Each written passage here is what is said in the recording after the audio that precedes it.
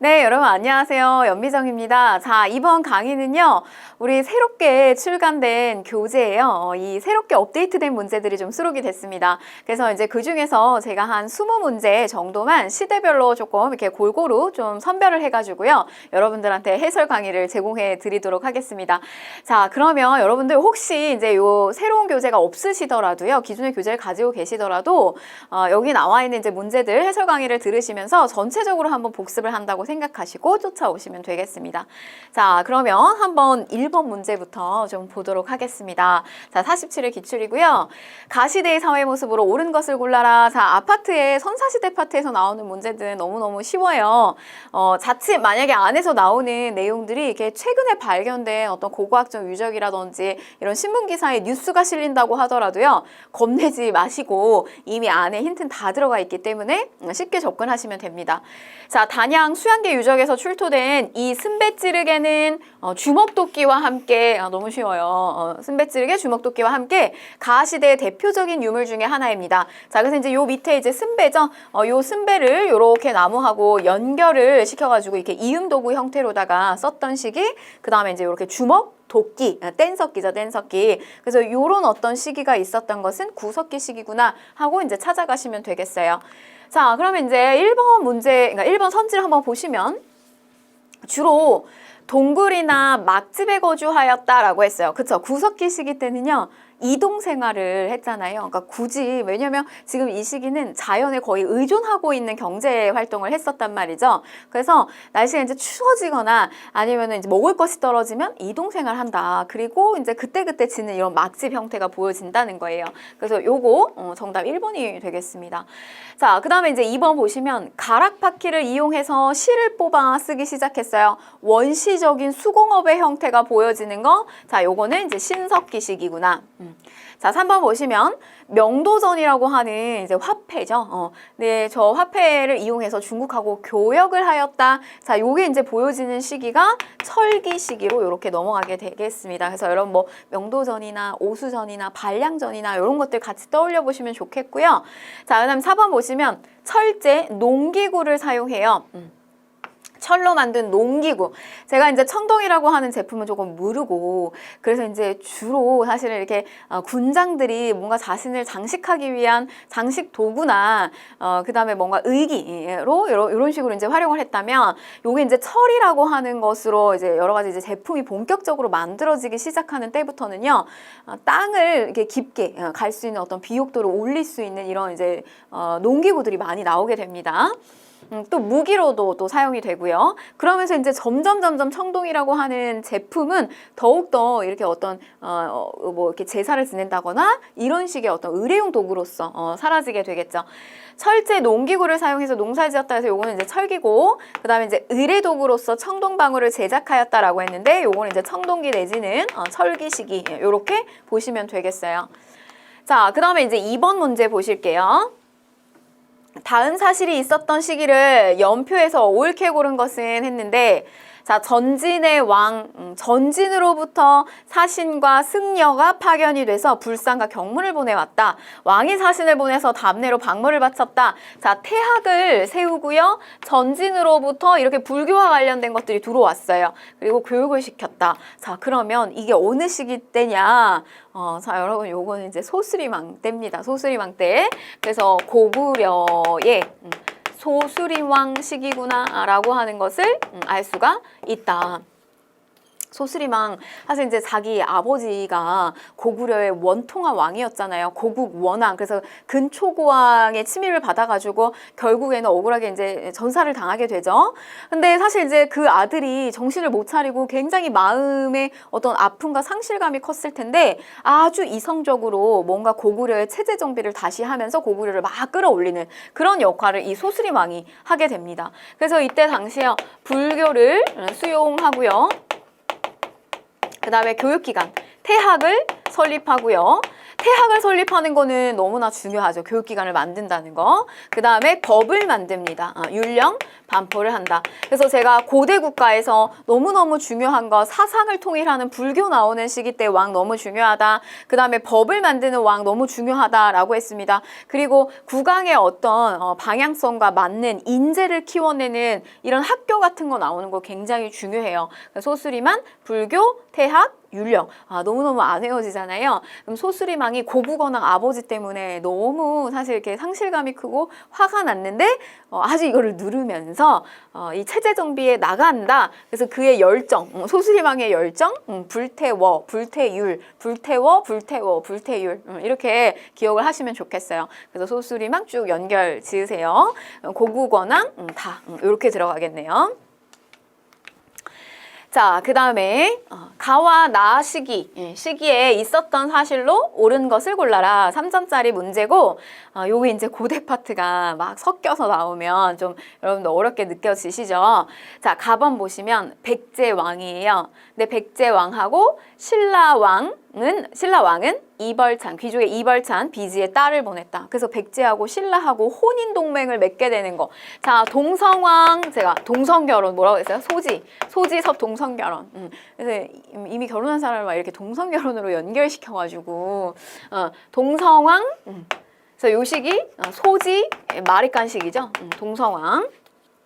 그래서 요게 정확하게 이 혼인의 형태가, 혼인의 동맹관계가 형성이 된 거는 이제 5세기 후반인데, 요게 이제 5세기 후반에서 6세기 이렇게 이제 넘어간다고 보시면 되겠어요. 그래서 우리가 찾아야 되는 거는 6세기 상황이에요. 자, 밑에 보시면 신라를 습격하기 위해서 왕이 직접 신라를 공격하기 위해서 왕이여 보병과 기병을 50명을 거느렸대요. 만약에 저기 문구가 신라를 구원하기 위해서 기병과 보병을 보냈다 이러면 고구려가 신라의 외부 침입을 도와주러 가는 거예요. 외구를 격퇴하기 위해서. 근데 신라를 습격하기 위해서 왕이 직접 보병과 기병을 보냈다. 그럼 누가 가요? 신라한테 배신당해서 너무 이 억울해 있는 왕 누구죠? 성왕이에요. 성왕. 그래서 이 신라 복병을 만나서 그들과 싸우다가 비참하게 살해되었는데 시호가 성이었어요. 성. 그래서 성왕. 그러면 백제 동성왕부터 성왕 시기까지 어떤 6세기의 상황을 우리가 이제 살펴보면 되는 건데, 자, 1번 보시면 고구려가 낭낭을 축출해요. 낭낭군을 축출하였다. 그래서 이제 요거 굉장히 상징적인 시기라고 했습니다. 중국의 영역을 완전히 축출해버리는 거예요. 옛날에 한나라의 어떤 영역을. 그래서 이 낭낭국을 완전히 축출한 것은 미천왕 시기였어요. 313년. 4세기 무렵이고. 자, 그 다음에 고구려가 전진으로부터 불교를 받아들이는데 백제가 동진으로부터 불교가 침류해서 들어온다. 언제다? 침류왕. 이거 4세기죠? 침류왕. 자, 3번 보시면 신라가 고구려의 도움으로요. 왜구를 격퇴하였다라고 했어요. 광해토대왕 시기잖아요. 5세기고. 자, 고구려가 동옥저를 정벌해서 영토를 확장하였다. 이거는 태조왕이에요. 그래서 태조. 제가 이제 요거 앞에 고대 파트에서 1에서 이제 3세기 이렇게 들어갈 때 고구려에서 처음 이제 영역을 확장시키면서 막 기틀을 다질 때 올라가는 왕이 고구려의 6대왕 태조였어요. 태조. 그 다음에 백제는 어디였죠? 백제는 무슨 왕이었죠? 고이왕 이렇게 들어갑니다. 자, 그래서 고구려 동옥저 요거는 태조왕 2세기 무렵이고.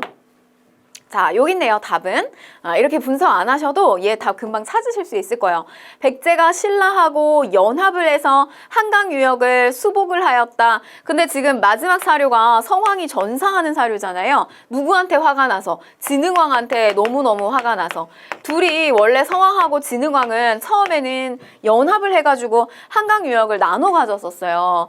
그래서 이 백제 성왕이 하류를 갖고 그 다음에 진흥왕이 상류를 가졌는데 이걸 배신하고 하류마저 이렇게 가져가 버렸잖아요. 그래서 거기에서 열받아서 이제 싸운 전투, 성왕 치고 들어갔던 전투가 바로 관산성 전투였는데 여기에서 이제 불행하게도 성왕은 전사를 당하게 됩니다. 그래서 정답은 5번 이렇게 보시면 되겠죠. 자, 다음 밑줄은 왕의 업적으로 옳은 것을 골라라 라고 했습니다. 자, 금간국의 김구해가 새 아들과 함께 나라의 보물을 가지고 와서 항복했다고 하네. 금강가야 얘기하는 거죠. 김구해의 아들이 김무력이고요. 이 김무력이 누구냐면 우리 그 신라가 삼국을 통일하는 데 있어서 이 발판을 깔아줬던 인물이에요. 김유신의 할아버지가 이 김무력입니다. 자, 그래서 가지고 와서 항복했다고 하네. 그래서 나도 들었어. 우리 왕께서 그들을 예로서 대접하여 높은 벼슬을 주고 금강국을 시급으로 삼게 했다고 하는군. 그러면 여기서 이제 왕은 누구냐? 금간가야가 와서 이제 저렇게 항복을 했고, 말하자면 이제 정복을 했던 때의 신라의 왕은 버풍왕이죠. 버풍왕. 그래서 요거 가야의 멸망과 관련해서는요, 버풍왕 때 금강가야, 그 다음에 진흥왕 때 대가야가 멸망을 하게 됩니다. 자, 그래서 1번 보시면 관료전을 지급하고 노급을 폐지하였다라고 했어요. 관료전과 노급, 관료들이 받는 거예요. 고대 시기 때. 근데 차이점이 있다면 관료전 같은 경우는 세금만 징수할 수 있는 거죠. 근데 노급 같은 경우는 뭐냐면 거기에 딸려있는 여까지 징발을 할 수가 있어요. 그래서 귀족 관료들이 뭘 더 좋아한다? 노급을 더 좋아했죠. 근데 이거는 국왕이 이 귀족 관료들 힘을 누르기 위해서 자, 신문왕 때 왕권 강화를 하면서 얘는 없애버립니다.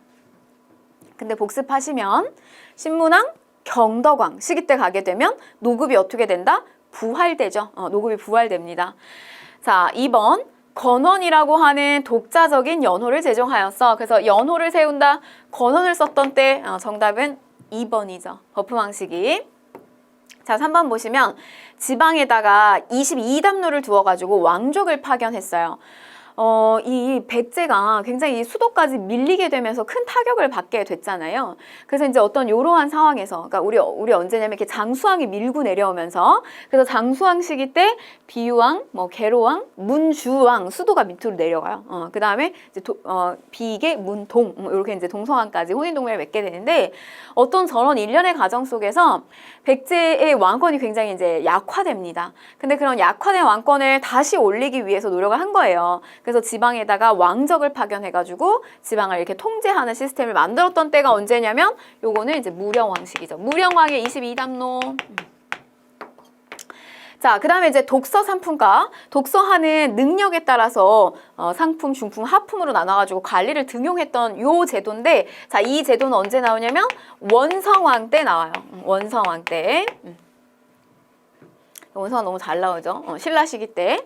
그래서 이제 원성왕, 그 다음에 헌덕, 그 다음에 원성왕이 원래 자리에 올라오면 안 되는 자리에 올라갔잖아요. 그래가지고 누구의 자리를 빼앗았다? 주원의 자리를 빼앗았다. 주원의 자리를 빼앗아서 원성왕이 왕위에 올라오고, 그 다음에 그 주원의 아들이 화가 나가지고 이제 난을 일으킨 것이 김헌창의 난이었죠. 그래서 원성왕, 헌덕왕, 그 다음에 흥덕왕, 헌덕, 흥덕 이렇게 되죠. 자, 5번. 자장의 건의로요. 황룡사 9층 목탑. 우리 너무너무 아깝잖아요. 이거 황룡사 9층 목탑이 소실돼서 언제 소실됐다? 몽골 침입 때 저게 소실이 됩니다. 근데 자장의 건의로 인해서 이게 건립이 된 거는요. 요거는 이제 선덕 여왕 시기 때죠. 선덕 여왕 때. 여왕이어서 참 자리를 보존하는 게 너무너무 힘들었어요. 근데 어떤 저렇게 문화적 사업을 많이 피게 되면서 주변국들이 머리를 조아리게 조공을 바치게 한다라고 하는 의미로 한 층 쌓아 올렸죠. 자, 다음 가에 들어갈 문화유산으로 옳은 것은 탑입니다. 탑. 문화유산 나오면 조금 여러분들 긴장하실 수 있는데, 자, 보면 얘는 3점이지만 우리 수업 시간에 다 했던 거예요. 신라 석탑 중에서 가장 오래된 것이다. 돌을 벽돌 모양으로 다듬어서 쌓았다는 점이 특징이고요. 근데 이건 뭐냐면 중국은 전탑을 우리가 이거 벽돌 모양으로 만든 거는 전탑이라고 하죠. 근데 이 벽돌을 만들기는 중국은 쉬워요. 흙을 압축시켜가지고 빠르게 벽돌을 만들어내거든요. 근데 이게 지금 보면 얘는요, 되게 힘들게 고생하면서 만든 탑이에요. 왜냐면 전탑, 이 돌을 아예 그러니까 벽돌 모양으로다가 잘라낸 거예요. 흙을 압축시켜서 빠르게 만든 게 아니라. 그래서 우리가 뭐라고 했었냐면 이거 전탑을 모방한 것이다. 그래서 모전탑, 이렇게 모전석탑 이렇게 불렀습니다. 선덕여왕 시기 때 건립된 것으로 추정이 됩니다.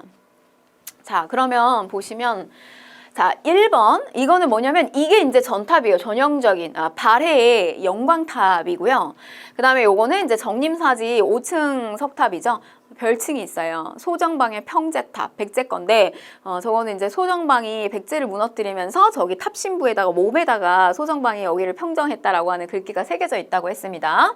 자, 3번 조금 어려울 수 있어요. 좀 저 1번에 우리 영광탑하고 조금 헷갈릴 수 있는데 요거는 이제 안동에 있는 법흥사지 7층 전탑입니다.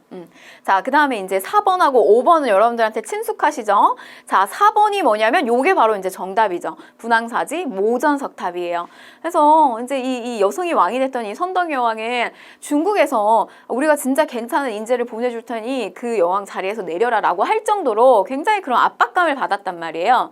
그래서 당시에 이제 이 모란꽃 그림하고 모란꽃 씨를 줬는데 그림을 보니까 모란꽃에 뭐가 없어요? 이게 꽃이 그림이 있는데 벌과 나비가 없었단 말이에요.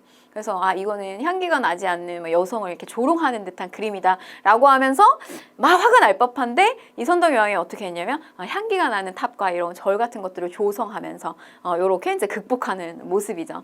자, 선덕 여왕 시기 때 맞는 탑이고요. 모전석탑. 자, 얘는 이제 뭡니까? 불국사에 있는 다보탑. 다보탑에 해당이 되죠. 자, 하나만 조금 더 들어가면요.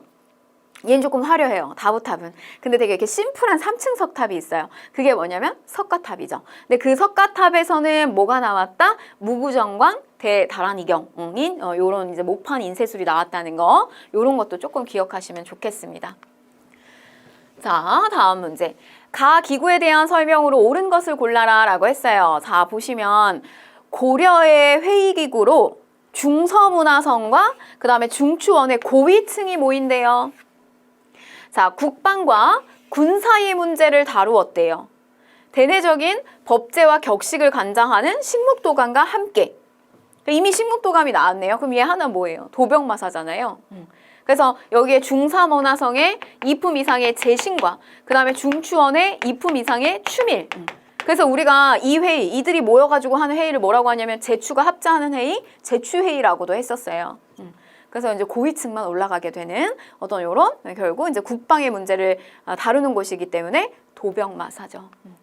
그래서 뭐 이거는 한번 읽어보시고 보지 않아도 문제를 충분히 풀 수가 있습니다. 1점짜리 문제고요. 자, 1번 보시면 수도의 치안과 행정을 담당하였다라고 했는데 요거는 한성부에 해당이 되는 거고요. 자, 사헌부, 사간원과 함께 3사로 불린 것은 언론기구 뭐죠? 홍문관. 요렇게 성종시기 때 만든 홍문관. 자, 원간섭기에 그렇죠. 정확하게 조금 볼까요? 도평의 사사 저게 언제로 개편이 되냐면 충렬왕 시기 때, 충렬왕 시기 때 요렇게 개편이 됩니다. 그래서 도병마사, 도평의사 기능이 계속해서 세지죠. 정답은 3번이고 자, 4번 보시면 화폐와 곡식의 출납회계를 담당하였다라고 했어요. 자, 요거는 조선에 가게 되면은 언관으로서의 역할을 하게 되는 기구를 3사라고 우리가 홍문관하고 묶어서 불렀는데 고려 시기 때 가게 되면 재정을 담당하는 것을 우리가 뭐라고 한다? 이제 3사 이렇게 불렀죠. 자, 그 다음에 관리를 임명할 때 동의를 구하는 이런 서경권을 가지고 있었던 곳이 이제 어디냐? 요거는 이제 대간이라고 불리는 곳에 있었다. 우리 이제 저런 서경권을 가지고 있는 건요. 고려에서는 이렇게 이제 대간이라고 불리우는, 그러니까 즉 어사대하고 낭사가 묶인 요들이 요 권한을 가지고도 있었고, 그 다음에 요게 조선으로 들어가게 되면 사헌부하고 그다음에 이제 사간원 이들을 또 양사라고 불렀는데 뭐 요들이 또 서경권을 가지고 있었습니다. 요 정도. 자, 다음 문제 보실게요.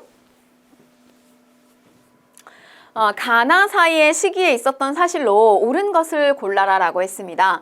자, 동북면 병마사 김보당이 군대를 일으켰다. 근데 우리한테 친숙한 이름이 나오네요. 정중부 이의방을 토벌했다. 그래서 저 정중부 이의방이 누구예요? 무신정변을 일으킨 사람이잖아요. 그래서 우리 이 무신정변은 다른 말로 뭐라고도 얘기하냐면 정중부의 난이라고도 이야기를 하거든요.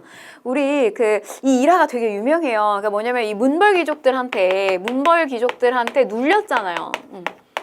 이 무신들이 차별받으면서 숙문 천무의 현상으로 굉장히 사실 당시에 왕이었던 의종도 이걸 제대로 돌보지 못하고, 그래서 무신들이 너무너무 차별을 받았는데 결국에는 이제 이 문벌 귀족이었던 당시에 이제 이 시기 때 묘청의 난이 실패로 끝나게 되면서 김부식이 주도권을 갖죠. 근데 이 김부식이 다시 개경 세력들이 자리를 잡게 되면서 문벌귀족은 다시 어떻게 보면 이제 주도권을 잃지 않고 체제를 유지하게 된단 말이에요. 근데 그 김부식의 아들이었던 김돈중, 아주 아나무인격의 이 김돈중이 정중부의 막 수염을 막 잡아 끌고 불태우고 하면서 막 희롱하고 그랬단 말이에요. 근데 이제 그런 거에 대한 서름도 사실 그 전부터 눌려져 있었고, 그래서 이제 결국에는 보현원 나들이 사건에서 상황이 이제 촉발되게 되면서 무신정변이 일어나게 되죠. 근데 이들이 이제 정권을 지게 되면 사회가 얘네들이 했을 때보다는 조금 나아지겠지라고 생각했지만 오히려 무신들이 집권했을 때 어떻게 돼요? 상황이 오히려 더 안 좋고 끊임없는 하극상과 난들이 굉장히 많이 촉발했단 말이에요. 그게 이제 처음에 김보당의 난, 동북면 병마사 김보당의 난이 일어났고, 자, 그러다가 무신 집권기가 안정기를 가게 되는 시기가 오거든요. 그때가 언제냐면 최씨가 집권했을 때, 최충원. 근데 이 최충원이 집권했을 때도 난은 일어났어요. 그게 무슨 난이냐면 만적의 난이에요. 만적의 난. 최충원의 노비죠. 그래서 이 만적이 노비들을 산에서 다 모아가지고, 그래서 나무하러 오는 척을 하면서 산에서 모아가지고 도모를 했는데, 근데 결국에는 그 순정이라고 하는 한 노비의 그 이제 밀고를 통해가지고 결국에 이 상황이 완전히 다 그냥 흐지부지 하게 돼서 이들도 다 처벌을 받게 됐죠. 자, 그럼 1번 보시면 웅천주 도독의 김헌창 이거 아버지 누구예요? 아버지 주원이. 주원이가 왕이 되지 못해가지고 김헌창의 반란을 일으켰던 거 헌덕왕식이고. 자, 그 다음에 2번 최우가 인사행정 담당 기구로서 정방을 설치했어요. 자, 여러분 기구들이 되게 많이 나오는데 이거 다시 복습 한번 해보면 최충원 시기 때 조금 앞에 있는 무신들하고 남달랐어요. 그래서 자신들만의 기구를 만드는데 교정도감을 만들거든요. 자, 그랬다가 요 앞에 한번 가시면 누가 있냐면 경대승이 있죠. 자, 그 다음에 이제 앞에 무신들 정중부 이렇게 있는데 이들이 이제 집권을 하게 되면서 중방이라고 하는 기구가 힘을 가져요. 원래 그전에 도병마사가 다 했는데 이품이상의 귀족들이 문벌귀족들이 다 했는데 이들이 집권하게 되면서 중방이 힘을 갖게 되고, 근데 경대승이 조금 남달랐어요. 이들하고 조금 달랐다. 그래서 이 경대승은 이 중방 근처에 얼씬도 하지 않았는데 대신에 뭘 만들게 되냐면 사병기구인 도방을 만들죠. 경대승 시기 때, 그리고 최충원 시기 때 교정 도감을 만들고요. 그 다음에 이후에 이제 최우 시기 때 그의 아들이었던 최우 시기 때 요거를 제외한 나머지 기구들이 다 최우 때 나와요. 그래서 예를 들면 이제 삼별초라든지 그 다음에 인사권을 가지고 있는 정방. 그래서 제가 인사를 정한다 정방 이렇게 얘기했어요. 그 다음에 또 문신들을 머무르게 하는 서방. 이런 거 다 최우. 정방을 설치하였다. 근데 요게 이제 뒤로 빠지는 거니까 틀린 내용이죠. 요 앞에로 껴야 되니까. 자, 3번 보시면 이자겸과 석중경이 반란을 일으켜서 궁궐을 불태웠다. 이거는 문벌귀족 사회에 동요를 가져왔던 이자겸의 난이죠. 그래서 요거는 앞쪽으로 들어옵니다. 여기 문벌귀족. 자, 4번. 최충원이 봉사십조를 올려서 시정개혁을 건의하였다라고 했어요. 자, 사실 이제 요 앞에 누가 있었냐면 최충원 앞에요. 이음인이 있어요. 완전 천민 출신 이음인. 그래서 이 최충원이 이 이음인 같은 놈이 이렇게 정치를 끌고 갈 바에는 이제 내가 정치를 하겠다라고 하면서 약간은 이제 형식적으로 지금의 사회는 이런 부분이 문제점이 많다. 그래서 앞으로 어떻게 해야 된다라고 하는 봉사십조를 올린 사람. 그러면서 이제 본인이 집권을 하게 되죠. 최충원이. 그래서 요게 정답은 4번 이렇게 되겠습니다. 자, 5번 보시면 김부식이 서경의 반란군을 진압하기 위해서 출정하였다. 요거 김부식이니까 저거는 이제 서경천도로 묘청을 진압하게 된 거죠. 정답은 4번. 자, 다음 고려. 요번에 이제 사회시책인데, 자, 가에 들어갈 내용으로 옳지 않은 것을 골라라 라고 했어요. 자, 고려시대 민생 안정을 위해서 시행한 정책에 대해서 이야기를 해보자. 감염병 확산 등에 대처하기 위해서 구제, 이거 도감은 임시기구예요. 구제 도감을 설치하였다라고 했습니다. 그러면 이제 여기서 들어갈 내용 한번 볼게요. 그럼 이제 구제도감이 나왔으면 이거는 이제 고려시대 얘기하는 거고 고려와 관련된 내용으로 이제 또 내용이 들어옵니다. 자, 1번 보면요. 물가 조절을 위해서 상평창을 설치하였어. 그렇죠. 물가 조절 위해서 상평창. 그래서 뭐 개경, 서경, 12복에 저런 상평창을 설치했고요. 그 다음에 약국이에요. 해민국이 있었다. 근데 요게 이제 조선으로 들어가게 되면 해민서라고 하는 이제 명칭의 개편이 들어옵니다. 자, 환자 치료와 빈민의 구제를 위해서 개경에 동쪽과 서쪽에다 대비원을 두어서 맞는 내용이고요. 자, 향약, 집성방 이러면 틀려죠. 틀려요. 이거 세종식이잖아요. 향약, 집성방. 근데 우리 만약에 이거 고려식이랑 적합하게 연결하시려면 향약, 구국방 이렇게 가야 됩니다. 정답은 4번. 자, 기금을 모아가지고요. 이자를 가지고 빈민을 구제하는 제위, 보. 무슨 보. 기금 두고 이자 가지고 굴리는 거 제위, 보. 이것도 맞는 내용이죠. 그래서 조금 시기적으로 왕의 업적으로 골라보게 되면 이제 요 제위, 보 같은 경우는 광종 시기 때 이렇게 이제 시행이 됐다라고 하는 거.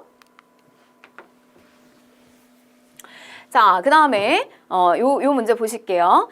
자, 가나 사이의 시기에 있었던 사실로 옳은 것을 골라라 라고 했습니다. 자, 내용을 보시면 유자강이 하루는 소매 속에서 책자 한 권을 내놓으니 바로 김종직의 문집이다. 자, 조선시대 넘어왔고요. 그 문집 가운데서 조의제문을 지적하여 여러 추관에게 두루 보이며 말하기를, 저 의제를 조문하는 거잖아요. 이것은 다 세조를 지목한 것이다. 그래서 당시 이제 초나라의 황제 의제의 죽음을 갖다가 조문하는 내용이 실린 건데, 저 내용의 스토리가 마치 이제 세조가 단종을 자리에서 끌어내리고 폐위시키고 본인이 왕위를 찬탈한 내용하고 빗댄 거다. 그래서 김일손의 죄악은 모두 김종직이 가르쳐서 이루어진 것이다 라고 하고 알기 쉽게 글귀마다 주석을 따서 왕에게 아뢰었다. 그래서 이런 걸로 인해서 일어난 사안은 뭐냐면 무오사와 연산군 때죠. 연산군 때. 그래서 제가 막 제도 없는데 무오사와 이렇게 얘기했고요. 이 사자는 보통 사림이 화를 입는다 이렇게 얘기하는데, 여기서 얘기하는 사는 우리가 이거 역사적 기록, 사초 때문에 일어난 기록이다라고 해서 역사사자를 붙이기도 해요. 자, 그 다음 나와보시면 조광조가 아뢰기를 전국공시는 이미 10년이 지난 오래된 일이지만 호의가 많다. 가짜가 많다.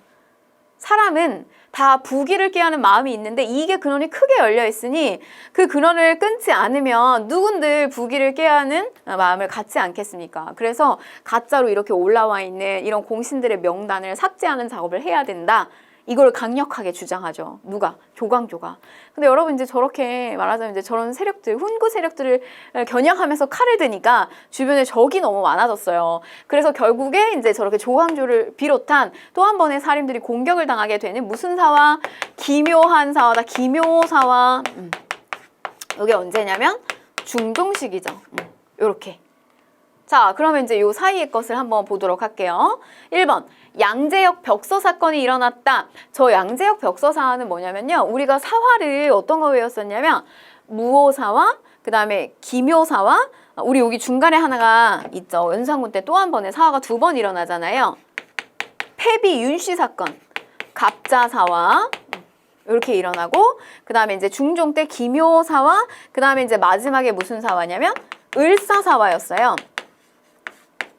을사사화는 대윤과 소윤의 외척 간의 갈등이었잖아요. 그래서 이제 소윤 쪽에서 왕을 이제 배출한 것이 이제 명종이었고, 근데 이제 요 시기 때 그 전에 대윤의 집안에서 배출했던 그 왕 인종 시기 때 당했던 서름, 이거를 명종이 왕위에 즉위하게 되면서 완전히 복수 혈전이 일어난 거죠. 그래서 이때 을사사화로 윤원영 일파가 앞에 있는 그 윤임 일파를 완전히 공격하게 되는 을사사화가 일어나게 되는데, 근데 요거 이후에 한 번의 사화가 더 일어나요. 그래서 우리가 얘를 그 한 번에 뒤이어서 일어난 사화다라고 하는데, 뭐냐면 양재역, 그러니까 경기 과천 일대 양재역에서 저 벽서가 글귀가 적혀 있는 이제 사건이 발생을 해요. 근데 뭐냐면 저게 뭐라고 되어 있었냐면 뭐 위로는 뭐 여자가 자리를 정권을 차지하고 있고 아래로는 간신배들이 넘쳐나서 문제가 많다. 근데 요거를 빌미 삼아 가지고 다시 한번 그러니까 소윤 세력들이 대윤 세력을 공격한 사건이에요. 왜냐하면 윤원영 일파가 이거 을사사화를 벌였지만 이 을사사화에서 아직도 너무 그 예전에 앞에 있었던 이 윤임 일파 세력들이 너무 많이 잔존해어 있다고 생각을 하는 거죠. 그래서 저 양재역 벽서 사건을 가지고 좀 이렇게 조작을 했다. 그래서 조작을 해서 결국에는 또 한 번의 살인들이 대거 화를 입게 되는 이런 또 상황이 이루어지게 됩니다. 양재역 벽서 사건.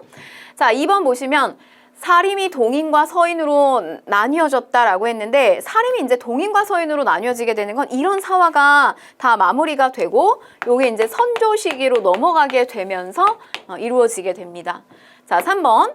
중종반정으로 연산군이 폐위가 되었다. 중종반정으로 연산군이 폐위가 된 거 요게 정답이네요.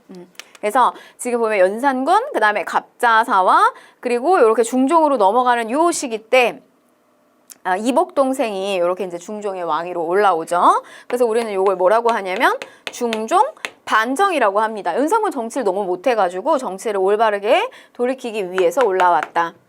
정답 3번. 자, 그 다음에 이제 성상문 등이 상황의 보기를 꾀하다가 처형이 되었다. 사육신이죠. 그래서 요거는 이제 세조 시기. 그다음에 공신책봉에 불만을 품고 이괄이 반란을 일으켰어요. 자, 이 이괄의 난으로 인해서 시작됐다. 이 사건의 원인이기도 하죠. 하나의 원인이기도 해요. 자, 요게 뭐냐면 정묘, 호란의 원인이기도 하죠. 그러면 언제다? 인조시기죠. 인조시기. 자, 다음 문제 보실게요. 가 인물에 대한 설명으로 옳은 것을 골라라. 자, 이곳은 기묘사화로 기묘한 사화다. 주초 이왕 조씨가 왕이 된다. 기묘한 사화로 희생당한 자, 누구의 위패를 모신 심곡서원이다. 자, 내용을 보면요. 중종에 의해서 발탁된 그는 소격서 폐지 등 유교적 개혁을 추진하고요. 하지만 위훈 삭제에 불만을 품은 홍구파의 반발로 사사가 되었다. 누구죠? 조광조죠. 자, 그럼 1번 보시면요. 자, 최초의 서원인 백운동 서원을 건립했다라고 했어요. 최초의 서원인 백운동 서원. 자, 우리 요거 이제 서원 처음에 만들 때 이때 풍기군수였던 주세붕이 비록 향교가 있지만 조금 더 교육 시스템을 통해 가지고 많은 인재를 양성하기 위해서 요렇게 이제 서원, 요거는 이제 사립이죠, 사립. 사학이 이렇게 만들어지게 됩니다. 나중에 이후에 후임자로 풍기 군수의 후임자로 왔었던 주세붕의 후임자로 왔었던 사람이 누구였냐면 이황이었어요. 그래서 이 이황이 와 보니까 백운동 서원에서 학생들이 너무 열심히 공부를 잘하고 있는 거예요. 그래서 국왕한테 이제 우리 지원을 조금 해달라라고 요청을 해서 당시 군수였던 이 이황이 그래서 결국에는 저 서원이 국왕으로부터 지원을 받고 현판을 받게 돼요. 그래서 저 서원의 이름이 명칭이 바뀝니다. 뭐로 바뀌냐면 소수서원으로 바뀌게 되죠. 자, 2번. 양명학을 연구해서 강화학파를 형성하였다. 자, 요거는 정제두고요. 조금 이제 양명학, 성리학이 중심축인데 양명학이라고 하는 것이 들어올 때 저거를 끌고 온 건 저거는 이제 뭐 노른계층이나 이렇게 이제 중심축이 끌고 오지 않으니까 나중에 어디에서 이제 이런 그냥 그 집안의 어떤 학문으로 전개가 되냐면 이제 강화 지역, 조금 이렇게 지역적으로 말하자면 조금 소외된 이런 이제 강화에 이렇게 강화학파가 형성이 됩니다. 정제도를 주축으로 해서. 자, 3번 보시면 새로운 인사의 등용을 위해서 현량과 실시를 주장하였다. 여기에서 이제 많이 사림들을 배출시키죠. 그래서 조광조에 해당되는 내용 3번 맞는 내용이고. 동호, 문답, 저술에서 다양한 개혁 방안을 제시하였다. 그래서 특히 여러 가지 개혁의 어떤 뭐 좀 개혁안이라든지 그 다음에 사회의 어떤 좀 안 좋은 점이라든지 이런 것들을 이렇게 제안하는 역할을 많이 했어요. 그게 누구냐면 이제 율곡이. 자, 5번. 조선 경국전을 편찬해서 재상의 중심의 정치를 강조하였다. 이게 안 맞았잖아요. 누구죠? 이 정도전. 그래서 이 정도전은 처음에 조선을 설계하고 만드는 데에서 굉장히 혁혁한 공을 세웠지만 이거 같이 이제 이 조선을 만드는 데 힘을 기울였던 이방원과 그러니까 왕실의 자식이었던 이 이방원과 그다음에 이제 신권의 대표주자였던 이 정도전하고는 조선을 설계하는 데 있어서는 둘은 이제 상충이 되잖아요. 그래서 결국에는 그 싸움에서 정도전은 1차 왕자의 난 때 제거를 당하게 됩니다. 그런 어떤 정도전의 정치적인 어떤 그 체제 이런 걸 담고 있는 것이 조선 경국전이라고 보시면 되겠고요. 자, 밑줄은 이 왕의 재위 시기에 있었던 사실로 옳은 것을 골라라. 자, 보시면 동궁여지 승남에 대해서 조사한 내용. 그래서 팔도 지리지 등을 참고해서 이 왕 때 완성한 지리지야. 더 안 봐도 되겠죠. 동국여지승남. 자, 제가 성종이라고 하는 묘명이 붙는 거, 앞에 있는 왕들의 여러 업적을 계승하면서도 문화적으로 완성기에 들어가는 시점이에요. 그래서 요 성종 시기 때 제가 뭐라고 했냐면, 자, 동동동 국악을 울려라. 이렇게 했습니다. 그래서 동동동 국악을 울려라. 여기 성종 때 다 들어가요. 자, 동국 여지승남. 동국 여지승남. 지리지. 자, 그 다음에 동국 통감. 역사서도 있고요. 그 다음에 동문선. 이거는 뭐냐면 이제 시문집이에요. 문집. 그리고 국조 오레이. 그래서 국가의 예법, 5가지 예법. 그 다음에 음악 백과사전, 악화 개범. 요런 것들. 그래서 요거는 다 성종으로 맞물려서 공부하시면 되겠습니다. 자, 그러면 이제 문제 찾아보시면 다 바로 나오죠. 이렇게. 그래서 정답은 3번. 자, 1번 보시면 전통 한의학을 정리한 동의보감이 완성되었다라고 했어요. 그러면 요거는 이제 광해군 시기 때 그 임진왜란이 끝나고 난 다음에 허준을 통해서 이렇게 만들죠. 자, 동국, 우리나라의 문헌서예요. 참고서적, 비곡, 참고서적. 요게 언제냐면 이제 영조 시기 때. 자, 세계지도인 혼일강리 역대국도 지도가 만들어졌다. 세계지도예요. 그래서 중국을 중심으로 굉장히 크게 그렸고 그 옆에 우리나라도 크게 그려진. 자, 요거는 태종 시기 때. 자, 5번. 한양을 기준으로 한 역법서가 나오게 됩니다. 칠정산. 자, 요거는 세종 시기 때 이렇게 보시면 되겠고요. 자, 다음 볼게요. 다음 사건에 대한 설명으로 옳은 것을 골라라 라고 했습니다. 내용을 보시면 유계춘, 주모자 유계춘을 병영에다가 감금했고 농민이 시위를 덕천에서 시위를 벌이게 되고요. 또 세금을 징수하지 않겠다는 문서를 전달하면서 우병사 백낙신이 시위를 해산하려 하자 성난 농민들이 그를 포위하여 감금을 하게 됐다. 자, 우리 요 내용을 통해 가지고 이거는 임술농민 봉기구나. 우리 지금 순, 헌, 철.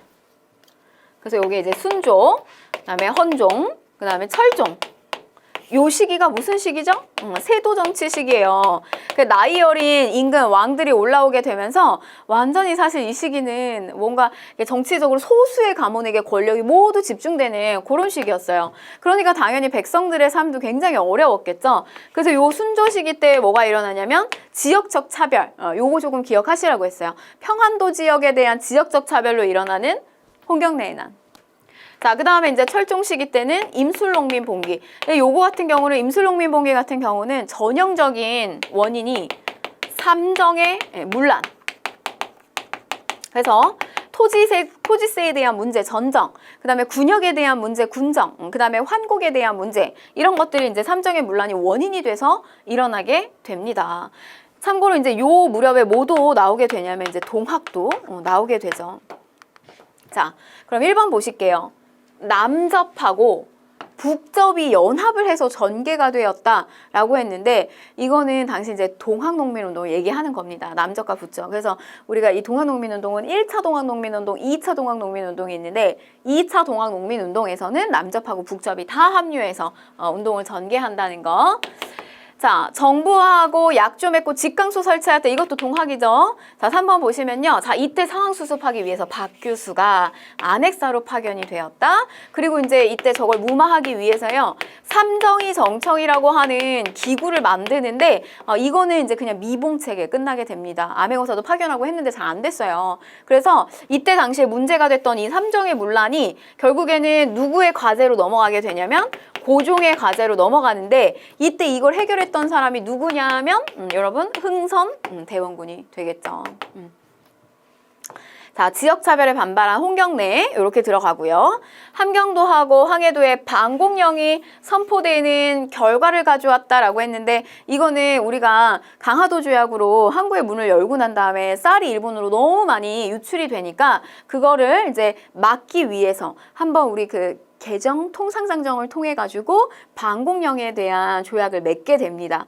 그래서 이제 우리가 방공령을 실제로 실시를 해요. 근데 1년만 우리가 이거를 미리 얘기하지 않았다. 그래서 한 달 안에 이야기하지 않았다라고 해가지고 결국 우리가 배상금을 물게 되는 뭐 그런 사건이 있었죠. 정답은 3번.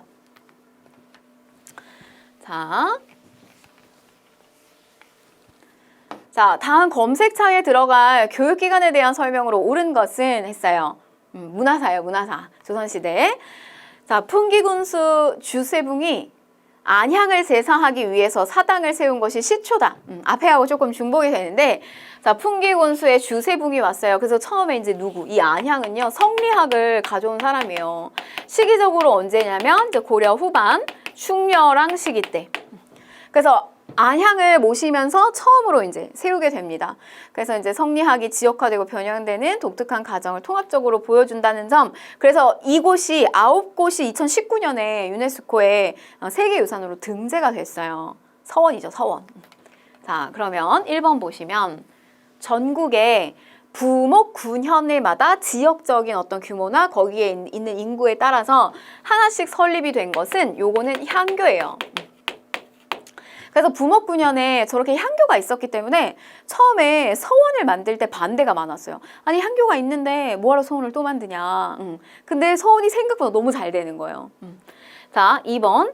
입학 자격은 생원과 진사를 원칙으로 하였다라고 했는데 이거는 서원이 아니고 요 생원과 진사 원칙은 속가잖아요. 저게 속가에 합격하면 저렇게 이제 하급 관료가 들어갈 수 있는 곳이 성균관이었어요. 자, 그 다음에 중앙에서 교관인 교수나 훈도가 파견됐다라고 했는데 서원 같은 경우는 이거는 이제 관학이 아니라 사학이에요, 사학. 그래서 이게 중앙에서 교수나 훈도 파견되지 않았고, 자, 유학을 비롯해서 율서, 산학과 같은 기술 교육도 하게 됩니다. 그럼 요건 이제 어디냐면 국자감. 국자감. 자, 그 다음에 5번 보시면 국왕으로부터 편액과 함께 서적 등을 받기도 하였다. 그렇죠. 그래서 이 백운동서원이 편액을 받게 되면서 소수서원으로서 이렇게 뭐 이제 여러 가지 지원을 받게 된다는 거. 정답 5번이고요. 자, 다음 검색창에 들어갈 인물의 활동으로 옳은 것을 골라라라고 했습니다. 인물 보시면 뭐 우리한테 너무 친숙해요. 자, 보시면 태계 이황이죠. 이황. 자, 백운동서원에서 사액을 조정에 건의하기도 했고요. 또 기대승하고 사단칠정의 논쟁을 전개하기도 했으면서 향약을 시행하기도 했다. 되게 이황입니다. 자, 1번. 양명학 연구에서 광화학파 형성하였다. 요거는 정제두고요. 명에 대한 의리를 내세워서요. 아주 그 명분과 의리를 철저하게 강조했던 인물이에요. 기축봉사를 올렸다. 요거 이제 효종한테 올린 건데 송시열이죠. 송시열. 송시열은 나중에 이제 장희빈의 그 원자 정호의 문제를 이제 반박하게 되면서 비판하게 되면서 결국에는 숙종의 손에 의해서 이제 죽음 사사가 됩니다. 송시열. 자, 3번. 군주의 도를 도식으로 설명한 10개 이제 폭의 도식으로 설명한 성학 10도를 지었다. 그쵸? 요거죠. 성학 10도. 성학 10도가 있고요. 성학 지묘가 있어요. 그래서 군주가 바른 길로 가려면 신하의 도움이 항상 필요하다라고 했었던 성학 지묘는 누구 거예요? 이거는 이이 거죠. 요거는 이황 거.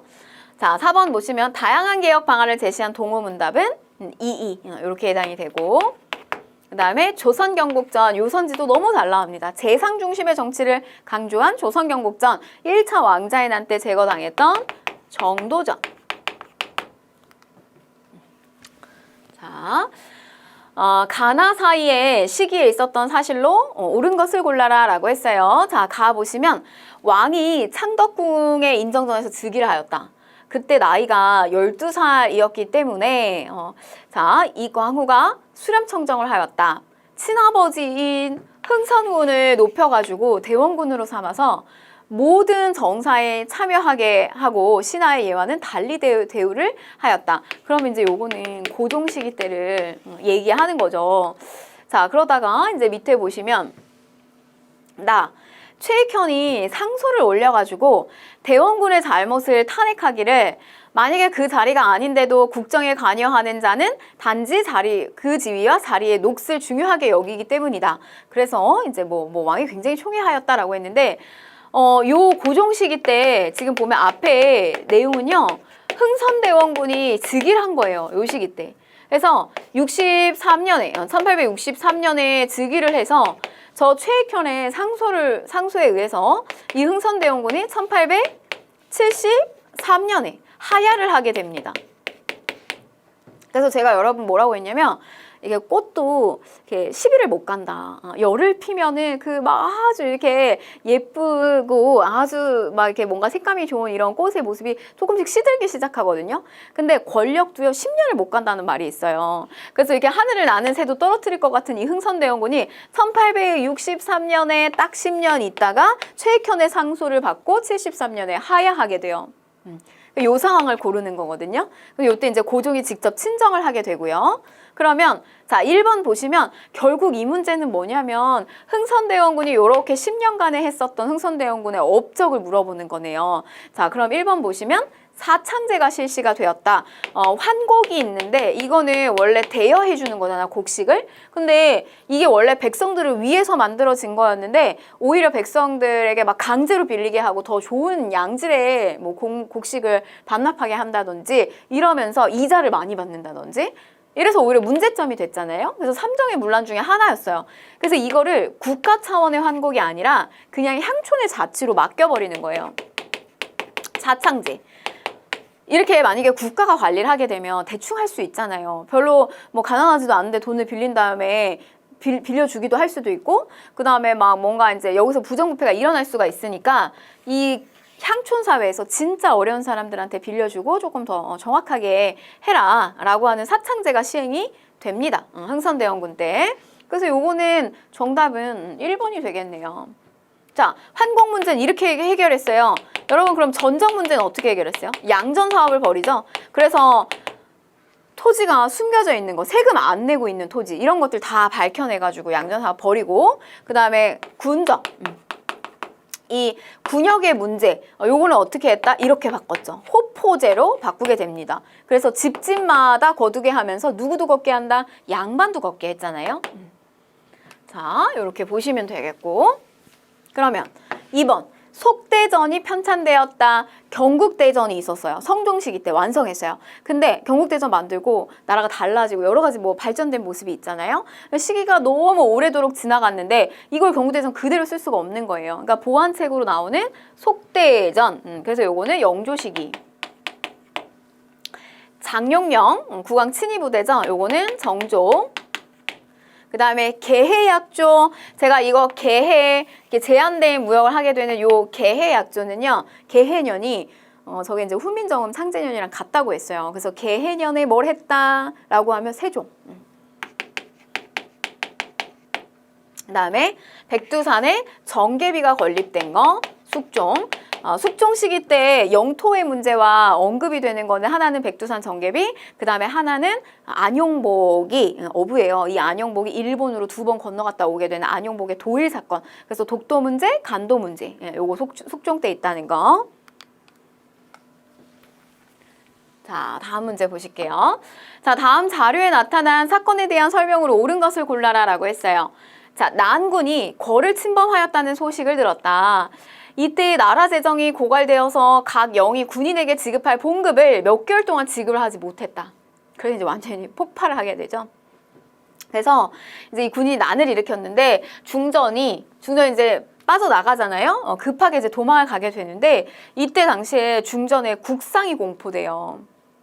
그래서 이거 만약에 뭐 을미사변 이렇게 시해당한 거 이렇게 연결 지으시면 안 되고 지금 난군이 침범을 해가지고 중전이 가까스로 이제 빠져나가게 되는데 이때 흥선대원군이 중간에 다시 들어오잖아요.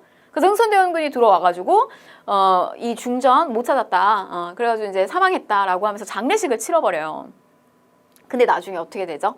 이 명성황후가 청나라의 군대를 등에 업고 다시 짜잔하고 나타나는 반전의 모습을 펼치잖아요. 자, 이거는 이모곤란이죠. 그러면 옳은 거 골라라. 자, 1번. 통감부의 방해와 탄압으로 실패하였다. 여기서 통감부 이야기가 나오면 안 되고 통리기무화문이 설치되는 배경이 되었다라고 했는데 통리기 무화문은 외교 역할을 하는 부서라고 생각하시면 돼요. 강화도 조약 맺고 난 다음에. 근데 이모군란 시기 때는 저 이모군란 99인들은 저 개화하는 거 싫어하는 거예요. 그러니까 이 시기에 와선 저게 다 없어지는 거지 이게 설치되는 게 아닙니다. 자, 3번. 홍범 14조를 개혁의 기본 방향으로 제시하였다. 이거는 갑오개혁 때. 일본 공사 간의 경비병이 주둔하는 계기가 되죠. 그래서 얘는 정답은 4번이 됩니다. 그래서 이제 우리 이거 이모군란 끝나고 난 다음에 조약의 명칭이 되게 긴 거 2개 나오잖아요. 그래서 하나는 청나라하고 맺는 조청상민수륙 무역장정, 그 다음에 하나는 제물포조약. 그 다음 넘어가서 이제 갑신정변 시기로 가게 되면은 명칭 짧은 거 2개 나오죠. 한성조약, 텐진조약. 이렇게. 자, 요거 5번. 김기수가 수신사로 일본에 파견되는 결과를 가져왔다라고 했는데 김기수는 1차 수신사예요. 근데 이 이모군란이 일어나고 난 다음에 약간 일본에 이렇게 사제 형식으로 갔던 것은 박영효가 가는데 3차 수신사로 가게 됩니다. 자, 다음 일제강점기. 자, 밑줄은 이 시기에 시행된 일제의 정책으로 옳은 것을 골라라. 이 국민 노무수첩은 일제가 중일전쟁을 일으키고 침략전쟁을 본격적으로 확대하던 이 시기 중일전쟁 37년 그러면 37년 이후에 38년에 국가총동원법이 내려지고요. 본격적으로 우리의 인적, 물적 수탈이 마구마구 이루어지는 그런 시점이에요. 노동력을 통제하고 관리하기 위해서 발행한 것이다. 그럼 내용이 나왔죠? 자, 1번. 한국인에 한하여 적용하는 조선인들 때려야 말을 듣는다. 조선태형령은 무단 통치 시기 때 나오는 거고, 자, 민족 자본의 성장을 억제하기 위해서 회사령. 그래서 자꾸 이렇게 제약을 거는 거, 쉽게 못하게 하는 거, 민족개발이 발달하지 못하게 하고 우리의 산업이 발달하지 못하게 자꾸 제약 걸었던 것도 무단. 자, 정답 3번이죠. 조선 사상범 예방 구금령을 통해서 독립운동 할 것 같은 사람을 미리 탄압하는 거예요. 이게 이제 민족말살 통치 시기 때 이루어졌다는 거고. 자, 4번. 식민지 교육 방침을 규정한 제1차 조선교육령. 자, 얘도 무단이죠. 무단. 그래서 보통교육의 연한을 일본하고 차별교육하면서 짧게 가잖아요. 4년으로. 자, 근대적인 토지 소유권을 확립을 명분으로 땅을 빼앗는 거. 토지조사 사업을 실시하였다. 이거 무단. 무단이죠. 정답은 3번. 자, 다음 이제 현대사로 넘어갑니다. 다음 자료가 작성된 이후에 일어난 사실로 옳은 것을 골라라. 내용을 보면 뭐 무상 원전은 한국 측은 이렇게 요구했다. 3억 5천만 달러 요구하고요. 일본 측은 2억 5천만 달러를 주장해요. 자, 유상의 원전에 대해서는 한국 측은 이렇게 요청하고 일본 측은 이래요. 한국하고 일본하고의 뭐 어떤 이게 돈에 대한 언급, 보상에 대한 이야기, 원조에 대한 이야기 이런 거에 대한 내용을 주고받고 있어요. 한일 회담과 관련된 내용이죠. 그래서 이 회담에서 당시에 중앙정보부장이었던 이제 김종필하고 그 다음에 이제 일본의 외상이었던 오이라하고의 주고받았던 이 회담의 메모가 알려지게 되면서 이후의 상황. 자, 보실게요. 이후의 상황. 반민족행위특별조사위원회가 구성이 되었다라고 했어요. 저거는 반민족행위자 처벌법이 나오는 건데 이건 재헌국회에서 나온 이야기잖아요. 6.3 시위가 전개되고요. 비상계엄령이 선포가 되었다. 6.3 시위. 그래서 이제 저렇게 이제 뭐 완전히 이거는 굴욕적인 회담이다. 우리가 다시 일본하고 국교를 정상화시키려고 하는 시점에서 우리가 저 부분에서 회담에서 독도 문제 빠지고요. 위안부 문제 빠지고요. 우리가 일본에 의해서 식민지를 당했던 그 부분에 대한 사과나 어떤 이런 부분이 다 빠졌잖아요. 그래서 이건 할 수가 없다라고 하면서 굉장히 사실 어떤 저런 그 시위와 이런 것들 확산이 굉장히 세게 이루어졌는데 근데 결국 정부 쪽에서는 이거를 이제 무시하고 국교 정상화를 이제 추진을 하게 됩니다. 자, 3번. 평화통일론을 주장한 진보당의 조봉암이 구속이 되었다. 요거는 이승만 대통령 때. 그쵸? 그래서 이제 조봉암이 생각보다 그 3대 대선에서 표를 생각보다 많이 받게 되잖아요. 무소속으로 올라왔는데. 그래가지고 결국에는 평화통일론에 대한 입장. 왜냐면 이 시기에는 이제 막 반공, 그리고 이 어떤 공산주의에 대한 반감이 굉장히 심화됐을 그런 때인데, 평화통일론을 주장한 이 조봉암을 저런 명목을 씌워가지고 이제 구속을 하게 됩니다. 자, 4번. 유엔 한국 재건단의 지원으로요, 문경 시멘트 공장이 건설되었다라고 했는데, 유엔 한국 재건단의 지원, 한국의 재건단, 한국 재건단의 지원, 문경 시멘트 공장, 이게 언제 나올까요? 이거는 전쟁이 일어나고 난 다음에 이후 상황이에요. 그래서 이승만 정부 시기, 이렇게 보시면 되겠고, 자, 일제가 남긴 재산 처리를 위해서 귀속재산 처리법이 제정이 되었다. 재헌국회에서 한 거예요. 그래서 재헌국회, 우리 정부가 탄생되고 난 다음에 임기 2년의 재헌국회에서 반민족 행위자 처벌법, 그 다음에 농지개혁법, 그 다음에 귀속재산 처리법, 이런 것들 제정이 되죠. 자, 다음 헌법 조항이 시행된 시기에 민주화 운동으로 옳은 것을 골라라 라고 했습니다. 자, 대통령은 통일주체 국민회의에서 토론 없이 무기명 투표로 선거한다. 통일주체 국민회의, 그 전까지 막 북진통일, 무력통일 이런 거 외치다가요, 이제 약간 이렇게 평화의 모드가 막 시작되는 시점, 그 스타트가 되는 시점, 이거는 여러분들 이제 박정희 정부 시기 떠올리시면 되겠어요. 7.4 남북공동선언 요거 떠올리시면 되겠습니다.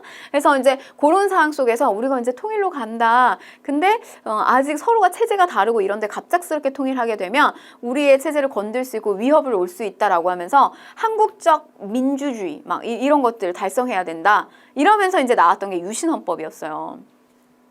그래서 이제 내용을 보게 되면 이런 이제 기구를 만들어서 통일자를 붙인 이런 기구를 만들어서 여기에서 간선제로 대통령이 뽑히게 되고요. 그다음 내용을 보게 되면 국회의원의 3분의 1을 해당하는 수로 국회의원을 선거할 수 있어요. 통일주체 국민회의가. 그 다음에 대통령의 권한이 너무너무 강해지는, 그리고 국회를 막 해산할 수 있는 이런 권한까지 가지고 있었다. 국회를 해산할 수 있다. 유신헌법과 관련된 내용이죠.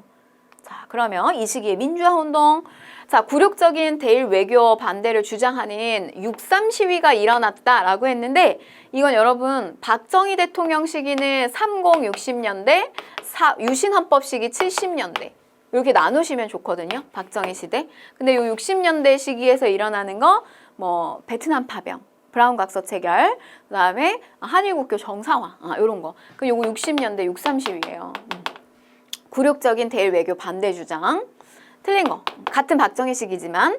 자, 2번. 긴급조치 철폐를 요구하는 3.1 민주구국선언이 발표되었다. 이거죠. 유신헌법. 그래서 3.1절 기념 미사를 명동성당에서 드리면서 유신헌법에 대해서 반대하는 요런 선언문이 이제 나오게 된 거죠. 정답은 2번이고.